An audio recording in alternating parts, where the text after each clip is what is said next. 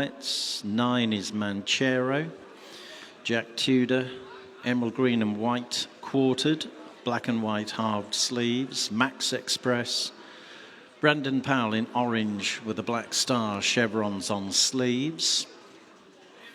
Jack Andrews rides Tiger's Moon in royal blue with a white hoop, green and white striped sleeves, white cap. Calais de Bruyere,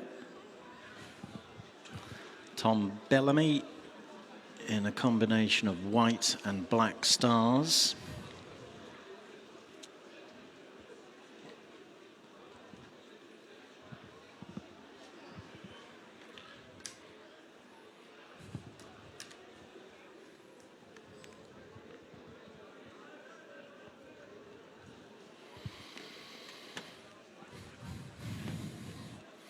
Three Glorious Lion, James Best, red white Cross of Lorraine, white sleeves, red chevrons, Little Venice, Connor O'Farrell, pink white chevrons, stars on sleeves.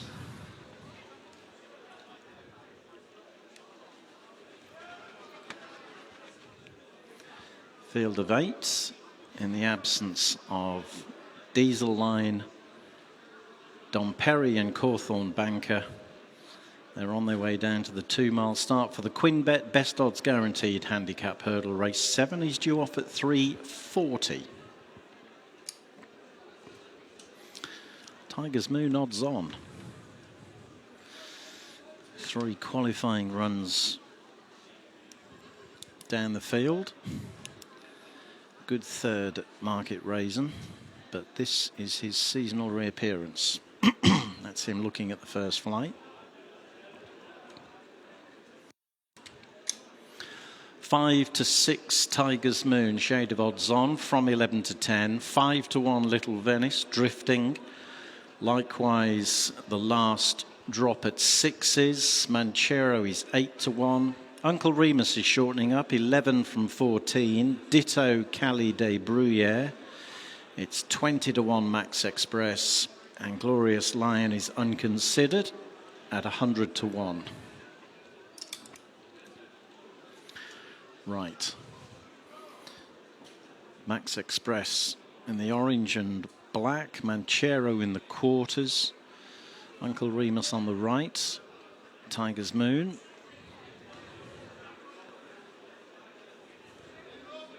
Just arriving at the post, Little Venice, Calais de Bruyere and Glorious Lion.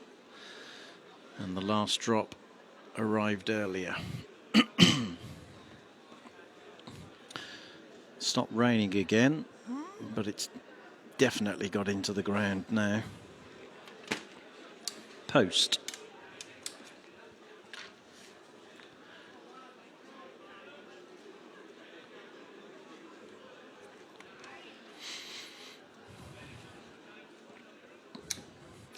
A 4 to 6 Tiger's Moon.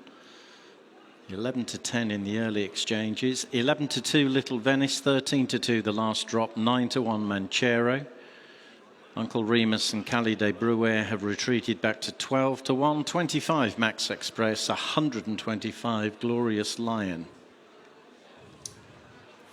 Well, Tiger's Moon is past the post according to the market.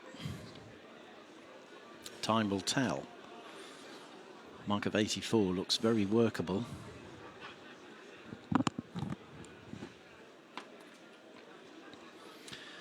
Tapes being pulled across in front of Calais de Bruyere.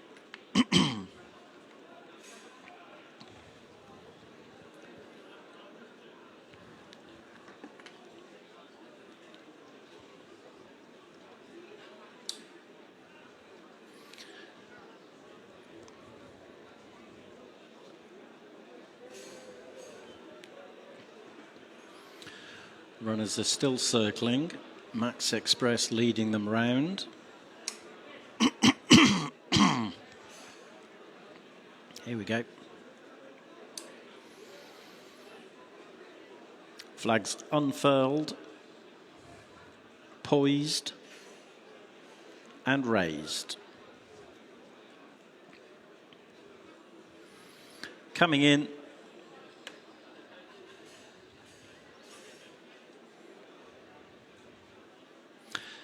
They're off. From the 2-mile start for the QuinnBet, best odds guaranteed. It's all stretching out nicely ahead of us, Rachel, I think. Racing Hopefully towards the first of the 9 flights. Max Express pose any problems the first to show, with Uncle fence Remus on the inside of Manchero. But here is Romeo Coolio ahead of his chasing debut, wearing his behind, usual red between hood runners, in the preliminaries here. followed over the first by Glorious Lion, Grade 1 winner at and Tiger's Moon, held up off the pace at present in front of Little Venice and Cali de Bruyere. Max Express, as they come to jump the second, from Uncle Remus on the inside, the last drop and Manchero third and fourth, Tiger's Moon in fifth on the wide outside, Cali de Bruyere up the inner, Glorious Lion between runners, Little Venice bringing up the rear. As they come to jump third, Uncle Remus is on terms with the overall leader Max Express. The last drop touchdown third in front of Manchero, and Cali de Bruyere, who's pulling his way much closer to the leaders as they reach flight number 4. Uncle Remus not as fluent as Max Express. They land up sides ahead of the last drop. Cali de Bruyere and Manchero. Then follows Glorious Lion, Tiger's Moon, and finally Little Venice. 3 from 7, twice a bumper winner. Heading into the turn, Uncle Remus with the advantage of the inside will round it just in front of Max Express. I think he's a high The class last drop is a length away in third, then He's Cali de Bruyere from Manchero. Between them is Glorious Lion. Break of a couple of lengths finds Tiger's Moon held up 1 from last, and Little Venice at the back of the field. Heading to flight number 5, first of the 2 on the back straight. It's Uncle Remus, Max Express, the last drop close up between the 2, forming the leading line of 3, with Cali de Bruyere right behind, and then Manchero and Glorious Lion, Tiger's Moon, and finally Little Venice through the dog leg, and on their way towards the 4th from home. Little to split, Uncle Remus and Max Express, who's racing markedly wider.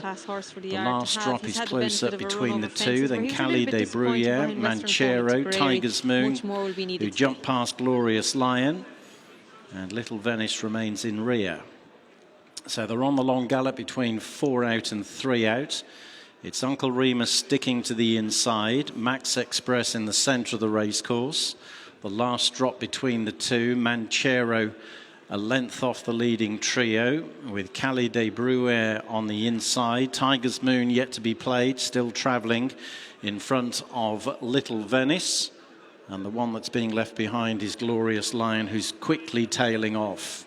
On the approach to the home straight, Uncle Remus will lead them in, with the last drop about to take second as Max Express comes to the end of his tether quickly. Tiger's Moon is moving through the field. Cheers, Rachel. Yes, we're now racing in a share of third with Manchero. Little Venice is coming with the market leader as Uncle Remus leads over 3 out. To Tiger's Moon and Little Venice, who go second and third. The last drop on the inside beginning to trade water. Cali de Bruyere did far too much in the early stages. Now on the retreat as Tiger's Moon cruises up into the lead at the second last, and Jack Andrews hasn't moved a muscle, hasn't twitched on Tiger's Moon, with Little Venice in pursuit. Back in third and held is Uncle Remus. The last drop is a moderate 4th. Tiger's Moon arrives at the final flight of hurdles, jumped it well, a couple clear of Little Venice, who's trying hard, but still Tiger's Moon is on a tight rein as they race into the final 100 yards. It's Tiger's Moon with the jockey admiring his style on the big screen. Tiger's Moon wins with a ton in hand from Little Venice. Tight third, Uncle Remus, the last drop involved. Cali de Bruyere behind them. Comprehensively beaten Salvatore Mundi in the Supreme when they met. Obviously Romeo Coolio being third behind William Money and the winner Kopek de Board. But I think Salvatore Mundi settled better at Aintree and got the run of the race. This guy, every time we saw him, whether it was when he was second in the Cheltenham bumper, when he was running over hurdles, everybody was thinking, whatever he does before he goes chasing is a bonus. This was always going to be his bag. That's what Connections have always believed. And if he can do 150 over hurdles, the question mark is how high can he go over fences. And we might get an indication of that today. Small concern. See those shadows on the ditch.